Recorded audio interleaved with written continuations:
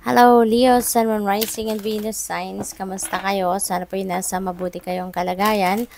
Welcome back po sa Star Tarot. Kung bago kayo rito, welcome din kayo. Thank you for your support. I truly appreciate it. God bless you all. Leo, pauna mensahe ninyo ay Three of Cups. Ayan, may celebration, may celebratory energy kayo dito. So, maybe during this time, first half of the month of July, baka meron ditong invitation para sa iyo for social gatherings, no? Or baka merong reunion. Or baka meron ditong okasyon, no, na pwedeng kayo may imbitahan or baka kayo yung merong isi-celebrate, no? So, what else? We have death energy. Ayan, so may malawakang pagbabago na gusto ninyong gawin sa buhay ninyo. At maaring related yan sa trabaho, sa pamilya, relationships, or kahit ano man, no, sa buhay ninyo na may isip ninyong kailangan ng baguhin. Kasi maaring naiisip ninyo na siguro kailangan may baguhin kayo kahit isang parte ng buhay ninyo para magkaroon kayo ng progress, para magkaroon kayo ng pag-asenso or pag-alagwa sa buhay, no? So, maybe you're going to recognize that there are some things, no, na kailangan ninyong baguhin. May mga bagay na sa tingin ninyo kailangan ninyong tanggalin sa buhay ninyo so that you can make room for newness, so that you can welcome something new or someone new, no, sa buhay ninyo. Kaya ano to, kagustuhan ninyo to, ano man ang pagbabagong ito, this is your initiative, no, idea ninyo to, gusto ninyo itong gawin, no? So, good luck. We have devil energy. Maybe you are dealing with Capricorn person. Devil is an energy of Capricorn, so maybe meron din kayong placements, no? Capricorn placements din sa iyong chart. So, that is also possible. Pwede rin na si devil kasi, parang ito, unhealthy attachment to something, no? Pwedeng obsession yan. Pwedeng meron kayong addiction or obsession to something, no? At maaring yan ang gusto ninyong baguhin. Now, with the devil, with the death energy, maaring kung ano man ang obsession ninyo or addiction ninyo, maaring yun ang gusto ninyong tanggalin sa buhay ninyo, no?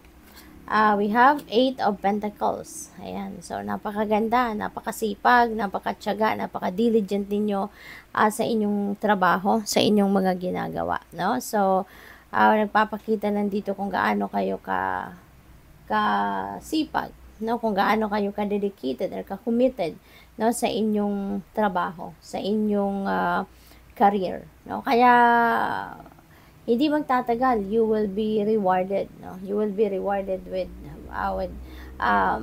promotion, or pwedeng mabigyan kayo dito ng bonus, dagdag sahod, yung ganon, or additional benefits or anything, no. It's going to be a very rewarding sa inyo na trabaho, no, o kung ano man ang inyong ginagawa. So, tingnan natin kung ano pa yung ganap. Pwede rin ang iba sa inyo rito mag-change ng career, no, since we have death energy. Baka ang iba sa inyo merong iniisip na pagbabago, no, sa inyong karera, or baka maghahanap kayo ng bagong trabaho.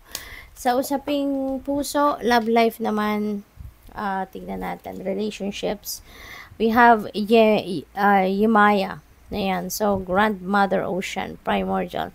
So, baka ang iba sa inyo rito, no, baka manganganak, no, or baka bagong panganak, no, possible din yan. Kung hindi man kayo, no, yung kakaroon ng baby, baka yung person ninyo mismo yung manganganak, no, or bagong panganak. So, pwedeng ganun ang ganap dito. So, kaya, ang iba sa inyo rito, maybe you are really going to assume the role of being a mom, no? Of being a mother, yung ganon. Very motherly, siguro ngayon, ang peg ni Leo. So, what else? We have Coral's Wisdom. Ayan, so, sabi dito, colony, delicacy, fragility, works that created over great periods. of time. Ayan. So, parang ano to, no? Parang, meron siguro kayong ginagawang, kumbaga parang project ninyo, no? Na matagal nyo nang nurture, matagal na ninyong ginagawa, or matagal na ninyong binibigyan ng oras, panahon, at atensyon.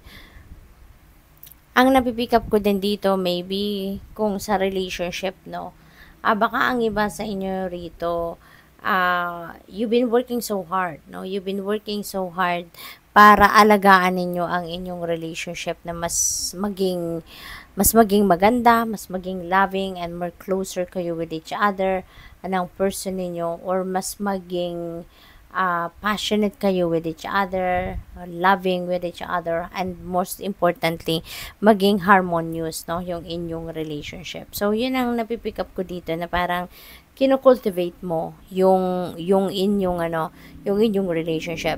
Maaari na ikaw yung mas gumagawa nito para sa inyong relasyon, no? So, good luck sa iyo. We have Song of the Siren, and the call, summoning voice, to acknowledge. So, with this message, no, parang this is an invitation para sa'yo na to be true to yourself, to be authentic sa sarili ninyo. Kung ano yung totoo ninyong nararamdaman, kung ano yung totoo ninyong, kung anong nilalaman ng isip ninyo, yun ang sabihin ninyo. Yun ang gawin ninyo, yun ang ipahayag ninyo. 'Di ba? Walang pag-sugarcoat, 'di ba? Napaka-importante, lalong-lalo na sa relationship, no? Napaka-importante na maging honest kayo, maging transparent kayo with your person, para yung person mo magiging gano'n na din sa'yo, 'di ba? Kasi like attracts like, 'di ba? If you are honest sa person mo, so yung person mo, 'di ba, mahihiya naman na hindi siya maging honest sa iyo, 'di ba? If you are very open sa kanya, so ganun na din ang gagawin niya sa iyo. Kaya dito, no, yun ang baka kasi ang iba sa inyo, pinipili niyo lang na sabihin or ipaalam sa person niyo kung ano lang yung maganda, no? Pero kung meron kayo siguro mga tampo, meron kayong galit, meron kayong pagdududa, maaaring yan ay sinasarili nyo na lang, tinatago nyo sa sarili ninyo, no? We have endurance. Keep going. Okay? Keep going. Wag kayong sumuko. Kahit anuman ang mga challenges na maaaring pinagdadaanan ninyo, kahit hindi sa relasyon, just keep going. 'Di ba? Dapat lang, tuloy-tuloy lang ang buhay. Hindi man perfect, no, yung journey natin, pero kung may mga problema man tayo nararanasan, na experience along our path, that is not a reason, 'di ba, para tumigil. Hindi yan rason para mawalan ka ng pag-asa, 'di ba? Kaya just keep going. Go, go, go lang kayo, no? Kung meron mang hindi pagkakaintindihan, may mga tampuhan man, with your person, pag-usapan, 'di ba? Kaya nga panawagan sa inyo dito, maging authentic kayo sa sarili ninyo, maging authentic kayo sa person ninyo. Kaya i-express ninyo kung ano ang dapat na sabihin or dapat na malaman ng person ninyo. Kaya, yun, magsabi kayo, no, ng totoo. So, what else? Pagdating naman sa pera, money, career, finances to, setbacks. Ayan, taking one step forward to make two steps back. Ayan, so, setbacks are telling you that you're not ready to enter the next phase. Ayan, that's very true. Ano din yan? Sign din yan, kunyari, baka meron kayong, example lang to, kung meron kayong pinaplanong business, you want to open up a business venture. So, kung panay setbacks, ang nangyayari, kung panay setbacks, panay delay, panay ang daming blockages na na-encounter ninyo, yung bang tuloy-tuloy, one after the other, that is a sign already. That is a message para sa'yo na maybe it's not the right one for you, hindi yan ang tamang negosyo para sa'yo, or maybe it's not the right time yet na i-roll out mo ang negosyong yan. Pwedeng ganon, or it's definitely not the right one, no, na pagkaabalahan mo at this time. So, iba-iba, no, ang pwedeng dahilan yan. Pero yung tuloy-tuloy, no, na talagang nagtataka na kayo na, ano ba to, 'di ba? Malapit na sana, nandoon na sana, pero nawala pa, or kung ano-anong mga setbacks, no? Sign 'yan na tigil ka muna. Pag-isipan mong mabuti because maybe you need to change direction, no? Sa iniisip ninyo. We have Gaia, and trust that the universe has a better plan than you do. Okay? Magtiwala ka. Magtiwala ka lang sa divine universe kasi maybe talaga hindi yan ang para sa iyo. Maybe merong ibang bagay na dapat kayong pagfokusan, no? At hindi yung negosyong yan na maaring iniisip ninyo or pinagpaplanuhan ninyo sa ngayon, no? So, pwedeng ganun ang ganap dyan. So, what else? We have unexpected. And so, prepare for unexpected financial loss. This financial crisis may be out of control, but you can still control the outcome. Ayan, so pag-isipan ninyo mabuti. Maybe this could be related to this, no? Sa setbacks na to. Kaya pag-isipan ninyong mabuti before you do something. Lalo-lalo na sa mga negosyo or kung ano pa man, ano, na projects na pwedeng iniisip ninyong gawin.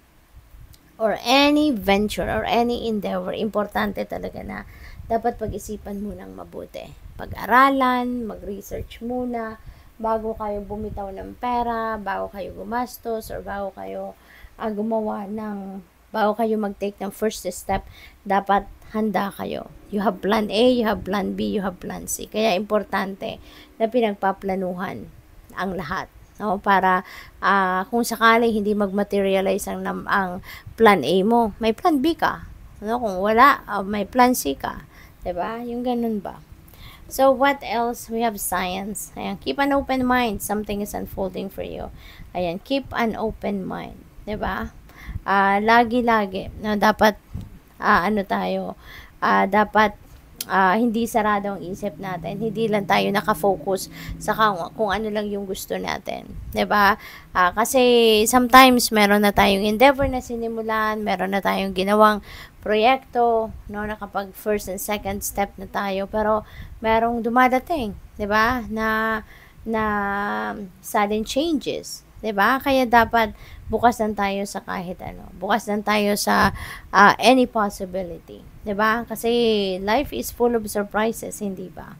Maaari din ang trabaho ng iba sa inyo dito, or baka yung field ng trabaho ninyo is related sa science. Baka kayo ay